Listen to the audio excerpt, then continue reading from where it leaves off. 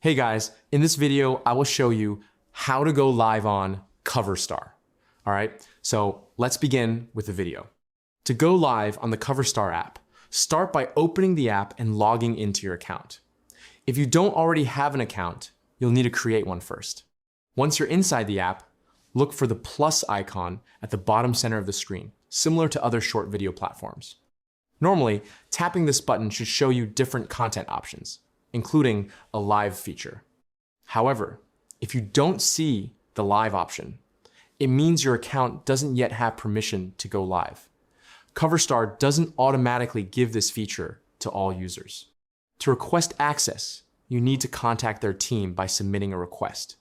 Go to their contact page and fill in all the necessary information, including your Coverstar username, and clearly request access to the live feature.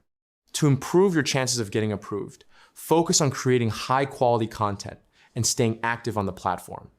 Engagement and consistency matter.